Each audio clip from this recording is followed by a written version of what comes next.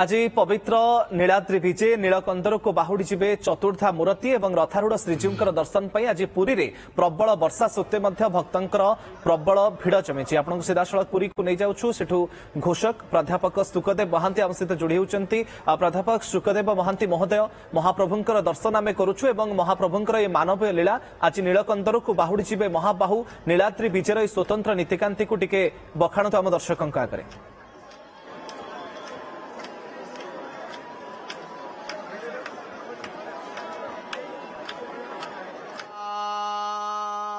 बारो प्रतीरवट महापादप स्पर्शनाशा प्रद्योत प्रासाद पीठार्पित विपुल वपुः पाण्डु पद्मोपमाख्य पूर्ण प्रेम प्रदान प्रवण उपनिषद प्रार्थ्यमानानुनम्रः पापो घान माम पुनियात पतित पतिमयम पूतना प्राणपाई।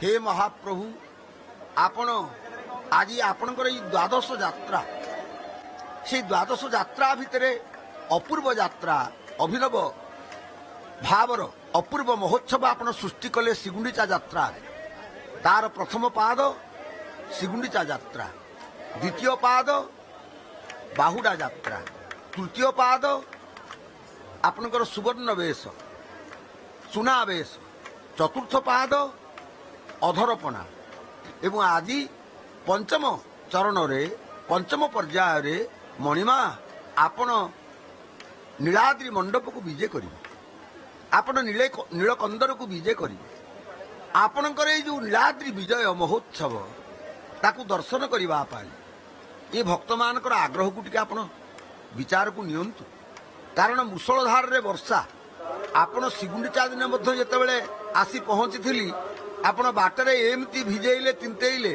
एवं सी वर्षा जनित क्लेश ठंडा एपर्यंत देहरु जीवाकु आज मध्य सेमती आसीबा बाटरे आपण एमती तिंतेइले बुडेइले भिजेइले जे एपर्यंत देहरे सबु वस्त्र अछि से सेमती आर्द्र ओदा होगी अच्छी तथापि आपणकर गुणानुवाद मु करबा पई प्रयास करूची। मणिमा ये की परीक्षा आमे कोन आपण परीक्षा को भाजन मणिमा आपण देवराज इंद्र को आदेश दियंतु कहीं आपण जेतेबेले वामनावतार नेले आपणकर नाम हैला उपेंद्र सेतेबेले आपणकर ज्येष्ठ भ्राता देवेंद्र देवराज इंद्रंकर कष्ट को आपण सही पारि नथिले आपणकर माँ जेतेबेले दुख कले कहले अरे भाई हाथरू स्वर्ग पलई गला आपण मार आखिरु लुह पोछीदेले कहले माँ तू चिंता करना दुख करना खाली मत अल्प टिके समय देना एवं आपण गले विश्वजित जाग करुले दानवेंद्र बलि एवं दानवेंद्र बलि दरबार रे यज्ञ चली आपण सेठी अपूर्व भाव में सामवेद गान कले तांको आकृष्ट कले तांको मोहित कले एवं त्रिपाद भूमि आपण मागिले एवं सेथिरे दानवेंद्र बलि पाताल को आपण पठेले आउ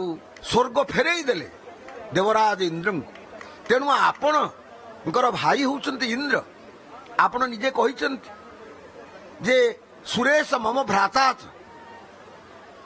बख्यामि शुणु नारद आपण टिके ताको कुहंतु मणिमा जे से वृष्टिपात टिके बंद कर दियंतु ये बिजुली घड़घड़ी चरचड़ी भितर आमे जो भली कष्ट आपन को स्मरण करके आसिलु मणिमा आपण तो अंतर्जामी जय जय जगन्नाथ चढ़ी नंदी घोष रथ आपण एबे भी तो नंदी घोष रे अछंती ना अंतर्जामी अंतर्गत बारता जान दुखी जनाइले दुख केबे नुह विमुख दुख एड़ी सुख ताकू दिय प्रमाण से ही प्रभु नुह की तुम्भे दुखी जनाइले दुख न सुन एबे आपण देखंतु टेरा बंधा होती कहीं ये जगन्नाथंकर नीति ये समय प्रधान नुह ଆପଣ କହିବେ ଆଜ୍ଞା ସକାଳ ଧୂପ, ଇଏ ମଧ୍ୟାହ୍ନ ଧୂପରେ ଆପଣ କଣ ସକାଳ ଧୂପର କଥା କହୁଛନ୍ତି? ଆପଣ କହିବେ ଇଏ କଣ ସନ୍ଧ୍ୟା ସମୟ, ସନ୍ଧ୍ୟା ବେଳେ କଣ ଆପଣ ମଧ୍ୟାହ୍ନ ଧୂପର କଥା କହୁଛନ୍ତି? ନାଇଁ ନାଇଁ ନାଇଁ, ସମୟ ଯାହା ହଉ କିନ୍ତୁ ନୀତିକାନ୍ତି ତା ବାଟରେ କ୍ରମାନ୍ୱୟରେ ଗତିଶୀଳ ହେଇକି ଚାଲିବ। ଅତଏବ ଏଠି ଟେରା ବନ୍ଧା ହେଇଯାଇଛନ୍ତି, ମାନେ ମହାପ୍ରଭୁଙ୍କର ରଥ ଉପରେ ପ୍ରଭୁଙ୍କୁ ନୈବେଦ୍ୟ ଭୋଗ ଅର୍ପଣ କରାଯାଉଅଛି ଏବଂ ବର୍ଷଣ ମୁଖର ଦିବସରେ ଆଜି ଭକ୍ତମାନେ କୌଣସି ବାଧା ମାନି ନାହାନ୍ତି, ବନ୍ଧନ ମାନି ନାହାନ୍ତି ଏବଂ ଆପଣ ଦେଖୁଛନ୍ତି ଯେ ସେମାନଙ୍କ ହୃଦୟ ଭିତରେ ସେଇ ଯୋଉ ଅଭିଳାଷ ଅଛି। କଣ ସେ ଅଭିଳାଷ?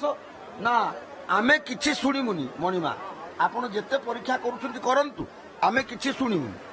ଆପଣ ଆମକୁ ଖରାରେ ଯଦି ପକେଇବେ ଆମେ ସିଝି ସିଝି ଯିବୁ, ଯଦି ଆପଣ ବର୍ଷାରେ ଆମକୁ ନେବେ ଆମେ ଭିଜି ଭିଜି ଯିବୁ, କିନ୍ତୁ ଆମେ ଆପଣଙ୍କର ଦରବାରରେ ପହଞ୍ଚିବୁ, ଆମେ ଆପଣଙ୍କ ଦରବାରରେ ଉପସ୍ଥିତ ହବୁ।